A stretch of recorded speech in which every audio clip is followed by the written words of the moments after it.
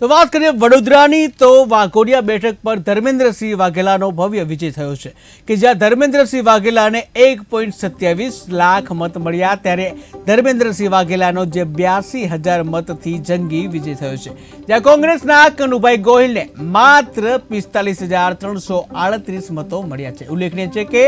જે 5 સીટોની જે પેટા ઇલેક્શન જે ગુજરાતમાં થયું હતું જ્યાં વાઘોડિયા બેઠકનું પણ પેટા ચૂંટણી યોજાઈ હતી ત્યારે આખરે જે ગઈકાલે જે પરિણામો જાહેર થયા હતા જે જે ગુજરાતની 5 બેઠકો છે તેમાં જે ભાજપનો વિજય થયેલો છે ત્યારે વાઘોડિયા બેઠક ઉપર પણ જે ભાજપનો વિજય થયો હતો જ્યાં ધર્મેન્દ્રસિંહ વાઘેલાનો કે જેઓ ભાજપ તરફથી ઉમેદવાર હતા વાઘોડિયા સીટના તેઓનો ભવ્ય વિજય થયો ત્યારે ધર્મેન્દ્રસિંહ વાઘેલાને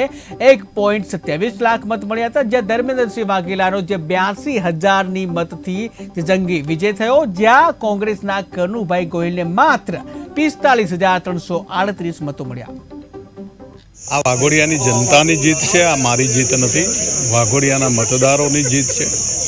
વાઘોડિયાના મતદારોએ 1 વર્ષની અંદર બીજી વાર મતદાન કરીને જે મારી ઉપર વિશ્વાસ મૂક્યો છે એ એમનો વિશ્વાસ ક્યારેય તૂટવા નહીં દઉં અને આ મારી વાઘોડિયાના તમામ કાર્યકર્તાઓ અને વાઘોડિયાના મતદારોની જીત છે, આ મારી જીત નથી। શું માનો છો કયું ફેક્ટર રહ્યું જીતના આ તમારા આટલા બધા જંગી લડના કારણે? 1 વર્ષની મારી કામગીરી,